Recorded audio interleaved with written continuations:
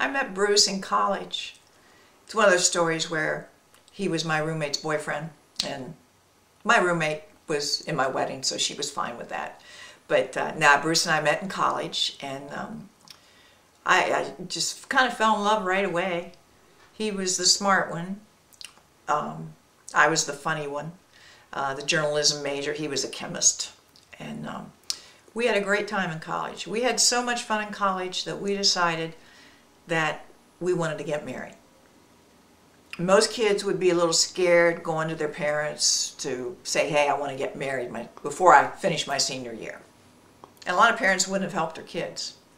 But my parents loved Bruce, and they helped us. And I knew I could ask. And the reason why I knew I could ask is because my parents had gotten married in college. And so had both my brothers. So I knew they didn't have a leg to stand on to tell me I couldn't. So we got married in our senior year, right before our senior year started. And it was funny how my grades improved. I had a lot more time because I didn't have to go out on dates all the time, you know. We were home every night, and we studied, and we had friends over, and friends thought it was really cool to come over to our house and play board games and, you know, not have to go out to all those silly things that people do in college sometimes that can get them in trouble. So we really enjoyed our college life. After college, Bruce had taken the civil service exam, and he'd never heard from anybody about it. And so we graduated, and he didn't have a job.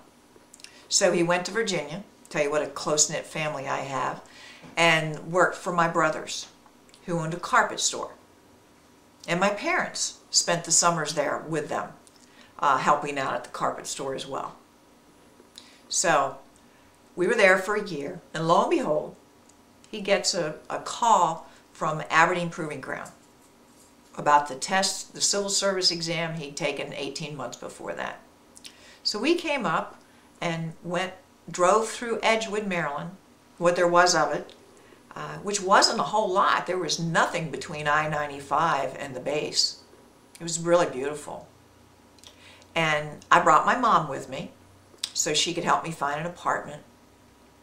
And the greatest coincidence was that my father, right before the war, had been stationed at Aberdeen Proving Ground.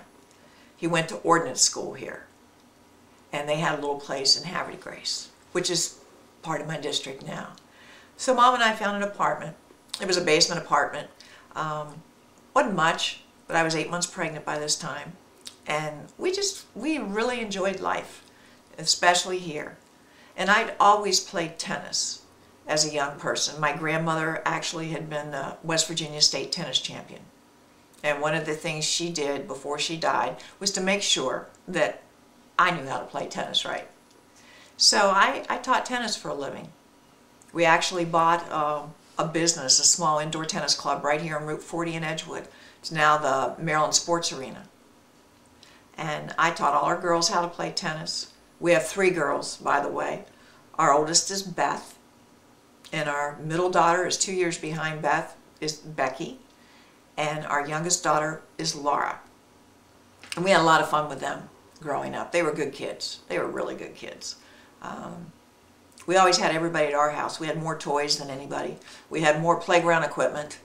Our basement was always for the kids, just like when I was growing up. It was the same way. My parents wanted us at our house because they knew what we were doing when everybody was at our house. And that's how we were as parents too. They all were great girls, really good girls. Beth had a little bit of an independent streak in her. You know how sometimes you hear about your teenagers having parties when you're not home? Well, Beth was our only child that did that. And I think our daughters learned from that experience. And I think Beth was 20 when she did it. But we never had another party at our house after that. And my girls, the other 2, Becky and Laura, will say, we learned, we're not going to do that. And consequently, they all learn from each other. And they all 3 are just wonderful mothers. They've given us 6 beautiful grandchildren and 3 of the best son-in-laws that you could possibly have. 2 of our girls married young men who went to their high school here, went to Joppatown High School with them. Girls didn't really know them then. They fell in love and got married much later. But it's kind of neat because the two girls, when they're here, you know, we can split up on Christmas Day because their parents, the boys' parents, are so close.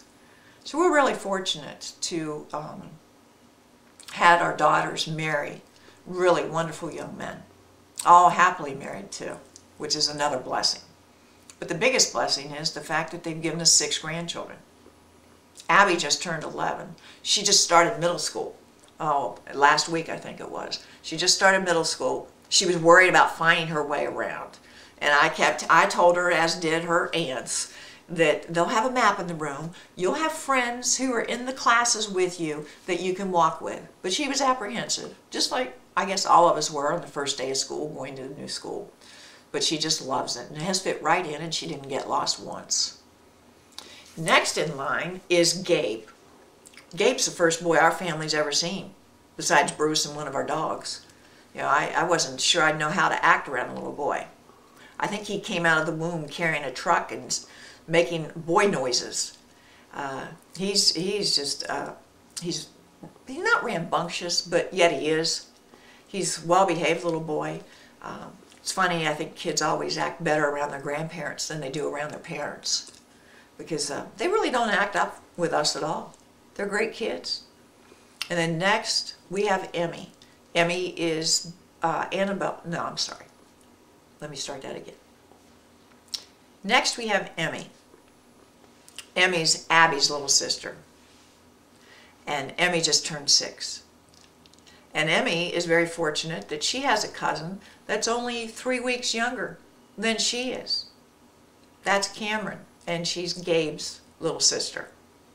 And Gabe was just a wonderful big brother. And now Gabe and Cameron have another brother, and that's Jake. And he is just the cutest thing. He's only a year old. But those two can take care of him. They're like little mother hens around him. They love him to death. And then we have our youngest daughter, Laura, has a little girl named Annabelle, named after Bruce's grandmother. And gosh, she's the light of our lives, as well as, you know, the rest of them are too. But it's different because Annabelle and Laura and Jeremy are living here with us right now. And so we get to wake up every morning to a little girl coming to the bottom of the steps, hollering, "Nana, wake up!" And we usually eat breakfast every morning together, and we tell stories. She loves the jet ski. We have a jet ski because we figure if you have toys, your children always come home. And, you know, that's true. So the things we have are mainly for our kids. And it's always been that way, and I think it always will be that way. Only now it'll be for our grandchildren too. But now I love family, and that's part of the reason why I care so much about protecting the families of Maryland.